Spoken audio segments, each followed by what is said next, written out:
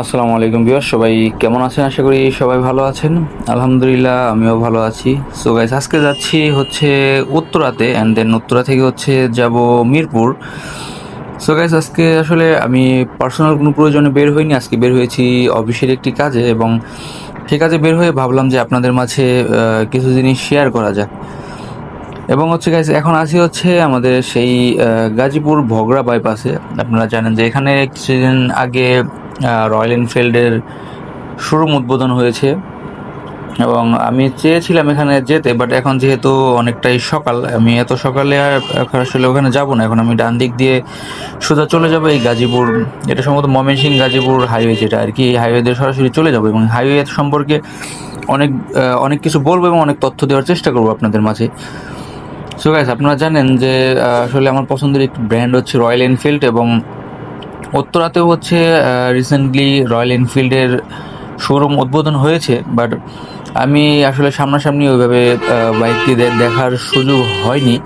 কারণ এর আগে যখন আমি মহাখালীতে গিয়েছিলাম তখন হচ্ছে সেদিন শোরুমটি অফ ছিল, যার কারণে আমরা আসলে এই রয়্যাল এনফিল্ডের বাইকগুলো দেখতে পারিনি। সো আজকে যদি সময় পাই বা হচ্ছে, তাহলে চোখের দেখার জন্য একটু যেতে পারি, বাট মনে হয় না সময় হবে। সো গাইজ দেখেন, এই হাইওয়েটি আসলে একটা সময় কিন্তু গাইজ এই হাইওয়েতে কিন্তু থ্রি হুইলার ছিল না। আর যখন থ্রি হুইলার ছিল না তখন কিন্তু এই হাইওয়েতে অনেকটাই যানজট নিরসন ছিল, এবং হচ্ছে অনেকটাই যানজট কম পড়তো, বা ট্রাফিক আমরা কম দেখতে পেতাম।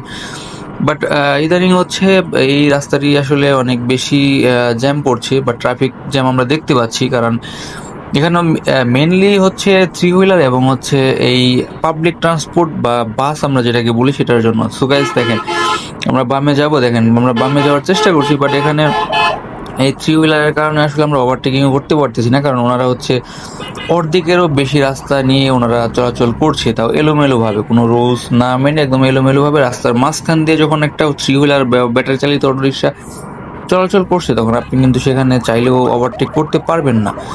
এবং যদি ওভারটেক করতে চান সেই ক্ষেত্রে বা অ্যাটেম্প নেন, সেই ক্ষেত্রে কিন্তু একটা রিস্ক থেকেই যায়। আচ্ছা, এটা মনে হয় বাংলাদেশ আনসারের গাড়ি। সো গাইস দেখেন, উনি আসলে চলে যাচ্ছে ওইদিকে, সামনে যেহেতু অন্য কোনো গাড়ি রয়েছে ডান দিকে চলে যাবে উনি। সো আমি চেষ্টা করব ওনার পাশে পাশে চলে যাওয়ার জন্য। উনি যেহেতু একটু রাপ চালাচ্ছে, রাপ না, অ্যাকচুয়ালি ওনার হয়তো কোনো তাড়া রয়েছে এবং কোনো ভিআইপি হয়তো রয়েছে, এই জন্য হচ্ছে উনি এভাবে যাচ্ছে। সো গাইস দেখেন, এই যে বাসটি দেখেন, এই বাসটি আসলে কতটা পরিবেশের জন্য ভালো বা কতটুকু বায়ু দূষণ করতেছে, এটা আপনারা দেখেন। আসলে এই এই বিষয়গুলো আসলে আমাদের লক্ষ্য করা প্রয়োজন, কারণ পরিবেশ দূষণ হচ্ছে এতে করে।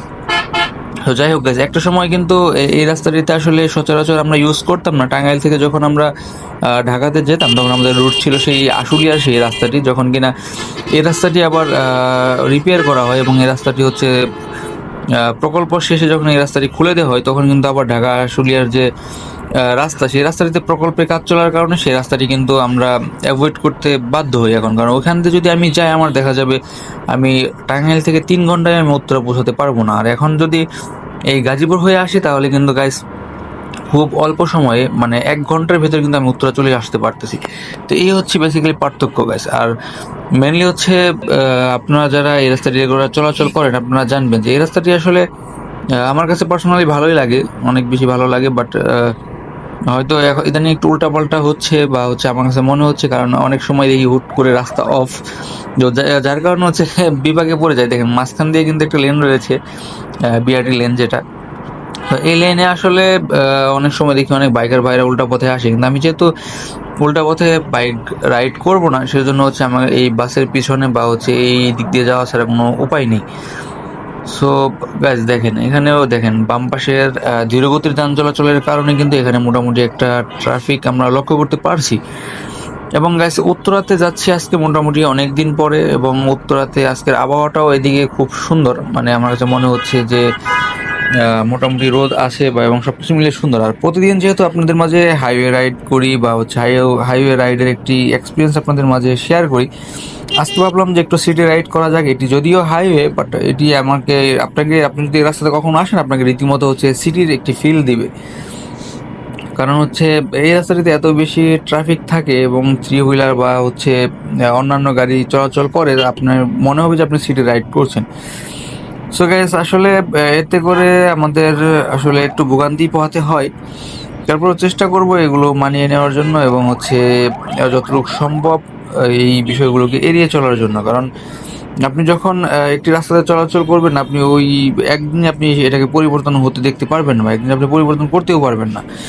সো এই হচ্ছে মেন বিষয়। সো গাইস, আজকে কয়েকটা ঘটনা ছিল এবং সামনে হয়তো আপনারা অন্য একটি ভিডিওতে দেখতে পাবেন। আজকের ভিডিওটি গাইস মোটামুটি কয়েকটি পার্টে আমি বিভক্ত করব, কারণ যেহেতু একদম ফুল রাস্তার একটি এক্সপিরিয়েন্স আপনাদের সাথে শেয়ার করব। আর গাইস, এই রাস্তাটি কিন্তু বর্তমানে অনেক বেশি স্মুথ। আগে কিন্তু অনেকটাই এতটা স্মুথ ছিল না। আগে কিন্তু এখানে অনেক বেশি কোলাহল ছিল এবং রাস্তাটি স্মুথ ছিল না। এখন রাস্তাটা স্মুথ হওয়ার কারণে কিন্তু আমরা স্মুথলি হচ্ছে স্মুথ রাইডিং একটা এক্সপিরিয়েন্স পাই আমরা। তো গাইস, এখন দেখেন এই বাসটিও চলে যাচ্ছে, আমি চেষ্টা করব কেউ ওভারটেক করে সামনে চলে যেতে। সো দেখেন গাইস, বলতে বলতে আবার চলে আসি। দেখেন এই রাস্তার মাঝে যে ইটগুলো পড়ে আছে, এগুলো থেকে বাইকার ভাইরা সবসময় সাবধানে থাকবেন। কারণ আপনার যখন রাতে বাইক রাইড করবেন, ধরেন আপনারা রাতে বাইক রাইড করছেন এবং সেই সাথে আপনার হচ্ছে বাম দিকে থেকে ডান দিকে আসলে ওভারটেকিং এর অ্যাটেম্পটা নিচ্ছেন, ঠিক এমতো সময় যদি বাই চান্স কোনো কারণে আপনার লাইটের আলো কম থাকে আর সামনে যদি এত বড় একটি ইটের বা হচ্ছে এত বড় একটা স্ল্যাব পড়ে থাকে, আর সেটার উপরে যদি আপনার সামনের চাকা চলে যায়, তাহলে কিন্তু নির্ঘাত আপনি দুর্ঘটনার কবলে পড়বেন এবং আপনার বাইকের ক্ষতি হবে, আপনার নিজেরও ক্ষতি হবে। সো গাইস, এই জন্য এই রাস্তাটিতে রাতের বেলা রাইডিংয়ে অবশ্যই অতিরিক্ত সাবধান থাকবেন এবং সাবধানতা অবলম্বন করবেন। এবং গাইস দেখেন, এখানেও জ্যাম। আমি চেষ্টা করবো বাম দিক দিয়ে ভিড়ে সোজা চলে যেতে। আর যেটা বলছিলাম গাইস, দেখেন এই থ্রি হুইলারটি আসলে ওনাদের তো চলার অন্য কোনো রাস্তা আমার কাছে মনে হয় না আছে এদিকে, তো ওনারা বাধ্য হয়ে হয়তো ওইদিকে চলতে হয়।